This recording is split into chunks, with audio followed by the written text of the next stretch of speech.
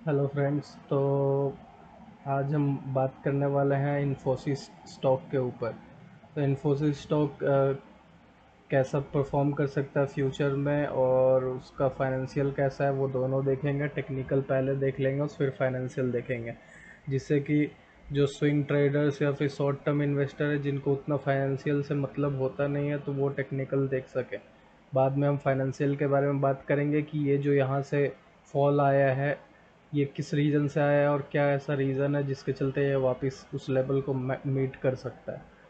तो अगर देखा जाए तो जो है इन्फोसिस स्टॉक जो है वो एक फॉल पे आया हुआ है, धीरे धीरे वापस करेक्शन के बाद एक ऊपर जाने की कोशिश कर रहा है। और बायर्स भी वॉल्यूम के हिसाब से अगर देखें तो बायर्स भी आए हुए हैं यहाँ पे, वॉल्यूम देखा जाए तो बायर्स बढ़े हुए हैं सेलर्स के मुकाबले मंथली बेसिस पे, मंथली चार्ट पे। तो हम सबसे पहले यहाँ पे ड्रॉ करेंगे अपना सपोर्ट एंड रेजिस्टेंस।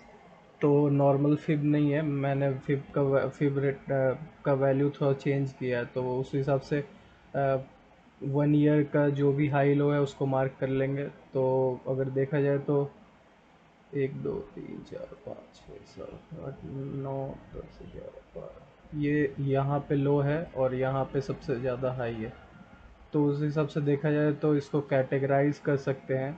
जो ये रेड जोन है, जोन 1, जोन 2 और जोन 3, ये 3 जोन में हम शेयर के प्राइस को कैटेगराइज करते हैं। अगर ये रेड जोन देखें तो ये जोन पे हम शेयर में एंट्री लेने का कोई भी इरादा नहीं रखते, क्योंकि ये जोन में ज़्यादा करके शेयर जो है वो बहुत मिनिमम चांस है कि वो यहाँ से ब्रेकआउट करके बाहर निकले। हो सकता है यहाँ से सेलिंग के तरफ चल जाए।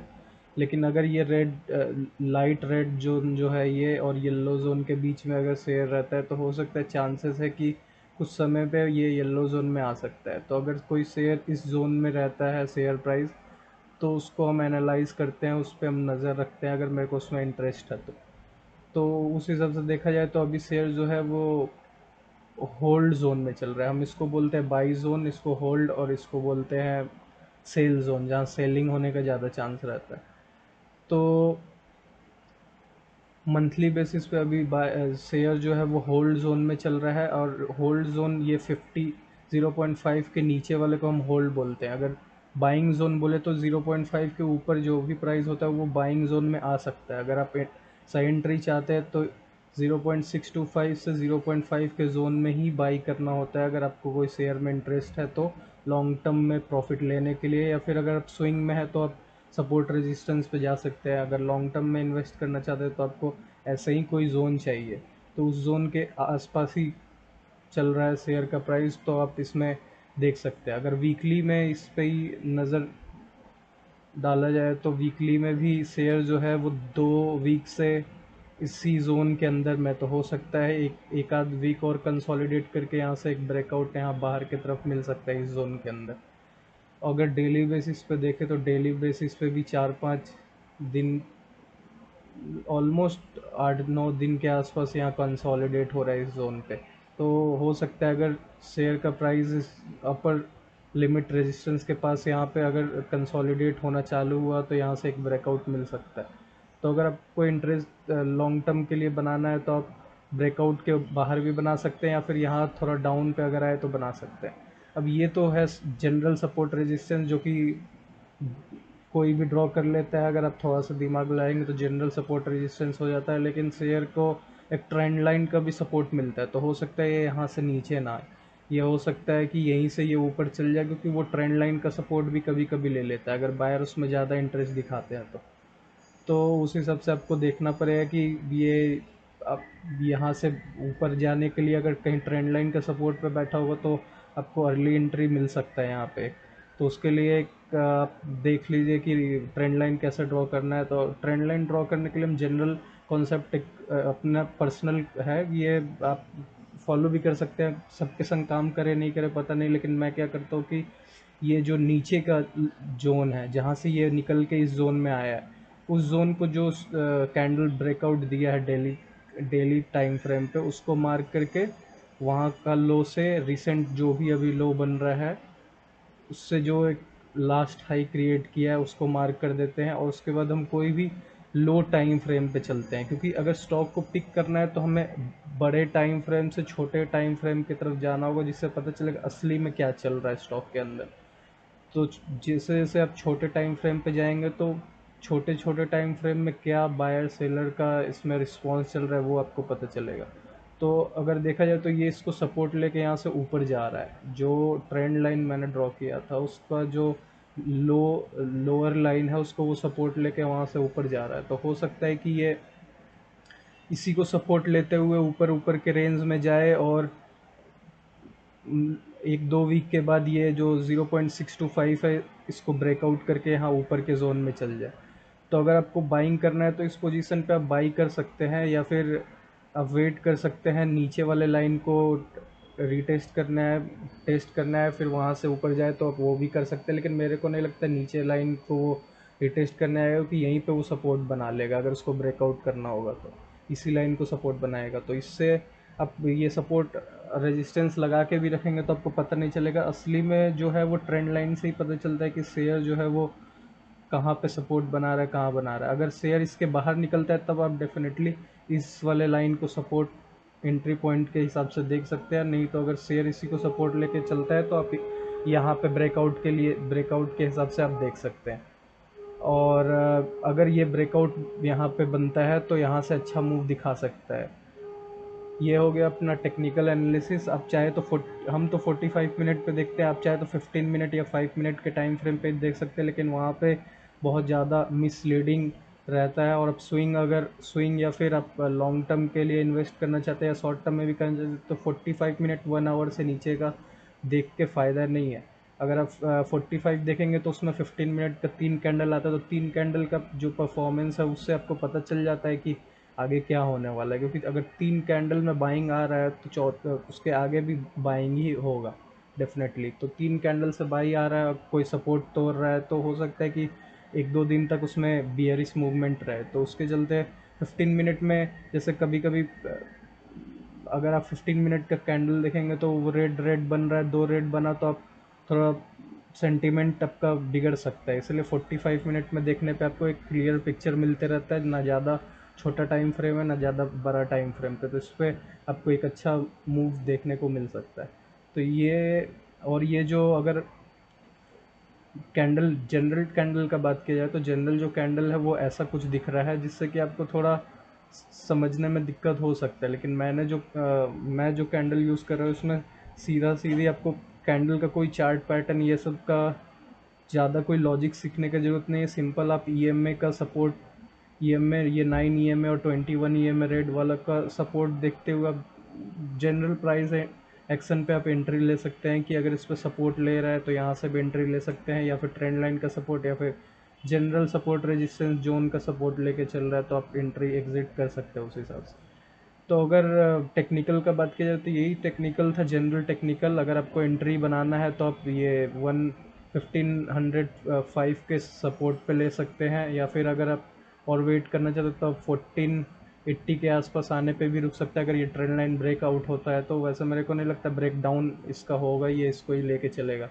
और आपका टारगेट आप स्विंग के लिए है तो आप 1535 या उसके ऊपर तक का रह सकता है। अगर लॉन्ग टर्म में तो आप 1590 या इसके ऊपर भी टारगेट लेके बैठ सकते हैं यहाँ से एंट्री करके।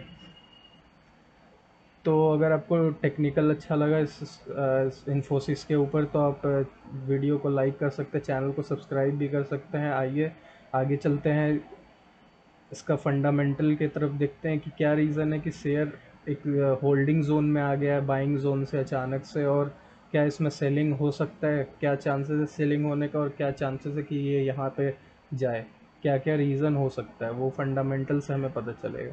तो फंडामेंटल देखते हैं शेयर का। फंडामेंटल में करंट फेज़ जो है वो होल्ड का फेज़ है, जैसे मैंने टेक्निकल में आपको चार्ट पे दिखाया। और 1499 के बाद से ये एक होल्ड जोन में आ गया। पहले तो सेल जोन में था, पहले तो वो और भी नीचे था तो सेल जोन में था। अभी थोड़े से बायर इसमें आए हैं तो आप होल्ड, अगर पहले से खरीद के रखे तो होल्ड ही करना पड़ेगा आपको। और आपने अगर बहुत नीचे खरीदा तो प्रॉफिट में ही है, लेकिन अगर आप अभी करंट में ख़रीदना चाहते हो तो आपको थोड़ा ट्रेंड लाइन ये सब को देख के एंट्री बनाना होगा। लॉन्ग टर्म इन्वेस्टमेंट के सबसे जो फंडामेंटल है क्वालिटी ऑफ स्टॉक में देखा जाए तो फंडामेंटल जो स्टॉक का है वो स्ट्रॉन्ग है, और एवरेज रिटर्न जो इक्विटी आरओई जो है वो 27.14% है।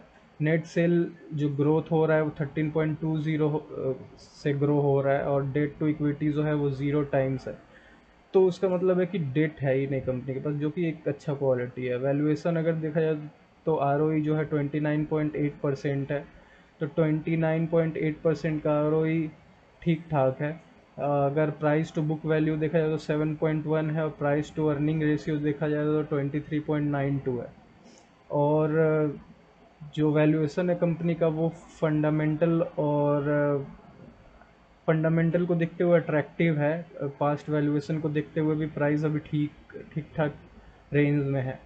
और अगर वैल्यूएशन कंपेयर किया जाए वैसे ही दो तीन कंपनी जो उसी सेक्टर में काम कर रहे हैं उसके हिसाब से, तो टी सी एस, एच सी एल टेक्नोलॉजीज और विप्रो, ये तीनों को कंपेयर किया जाए तो उसके हिसाब से जो पी है कंपनी का वो एक तरह से ज़्यादा ही है उसके कंपैरिजन में। अगर विप्रो को छोड़ जाए, विप्रो तो थोड़ा वैल्यूएशन में भी कम है, मतलब वैल्यूएशन में थोड़ा फेयर उतना नहीं है जितना इन्फोसिस है। तो फेयर वैल्यूएशन के हिसाब से इन्फोसिस का पी ठीक है, लेकिन बाकी पीयर का भी आप देख सकते हैं यहाँ पे थोड़ा सा कंपैरिजन के लिए।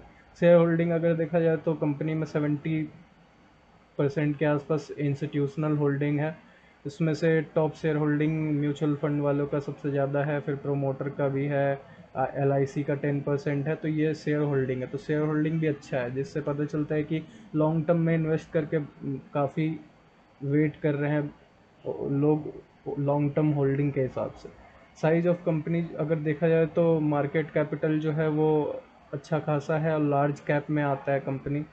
इंडस्ट्री में देखा जाए तो सेकंड लार्जेस्ट कंपनी है आईटी सेक्टर में, सॉफ्टवेयर सेक्टर में।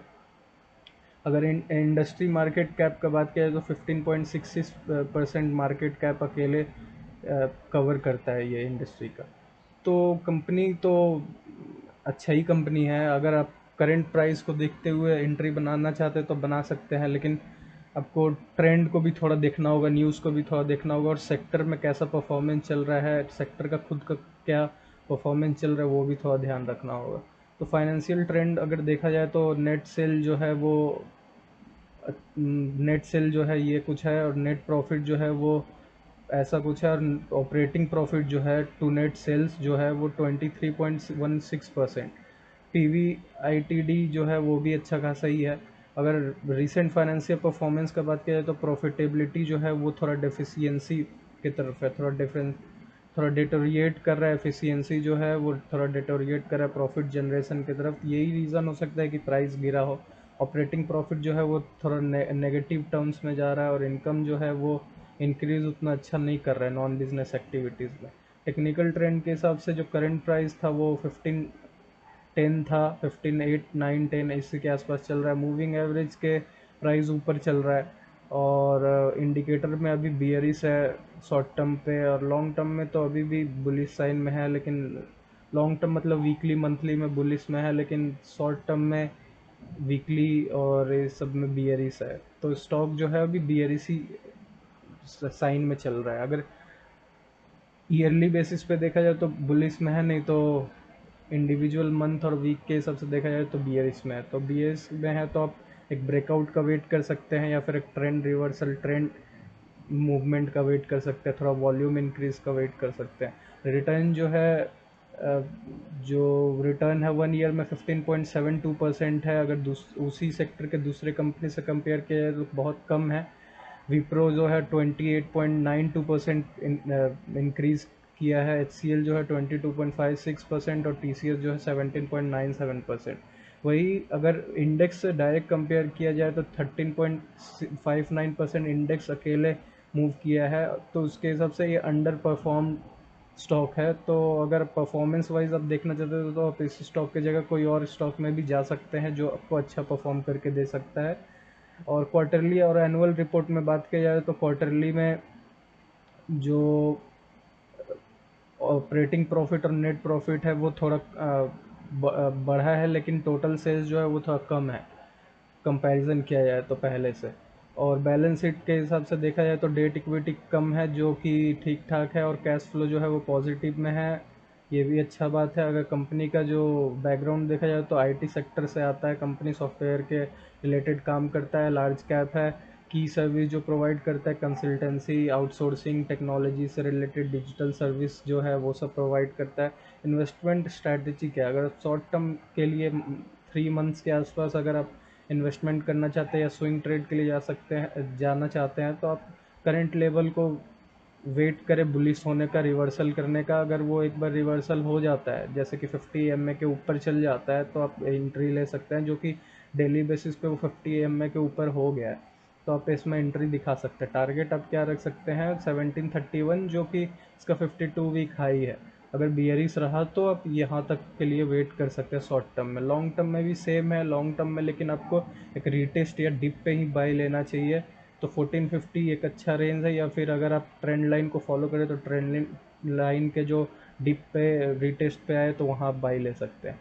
आपको शेयर का टारगेट जो है वो, क्योंकि अंडर परफॉर्मेंस थोड़ा है कंपेयर टू पीयर्स, तो उसके हिसाब से आप शेयर का एग्जिट पॉइंट को अपने से आपको फंडामेंटल चेक करते करते क्वार्टर बेसिस पे जो भी फंडामेंटल होता है उस हिसाब से आपको एग्जिट या एंट्री एग्जिट ले लेना चाहिए, आपका जो भी टारगेट है उसके हिसाब से।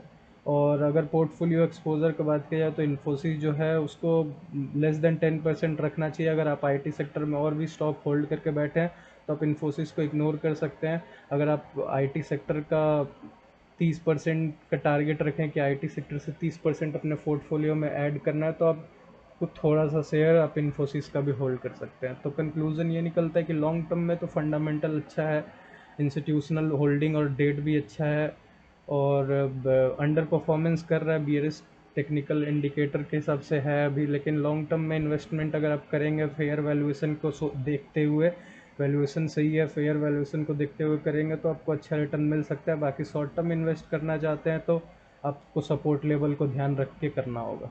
तो यही था टेक्निकल और फंडामेंटल एनालिसिस इन्फोसिस कंपनी का। अगर आपको ये वीडियो अच्छा लगा तो वीडियो को लाइक ज़रूर कीजिएगा, लोगों के संग शेयर ज़रूर कीजिएगा, और चैनल को सब्सक्राइब कीजिएगा, क्योंकि ऐसा ही वीडियो और भी बाकी कंपनीज़ के फंडामेंटल और टेक्निकल एनालिसिस के ऊपर आते रहेगा। Thank you.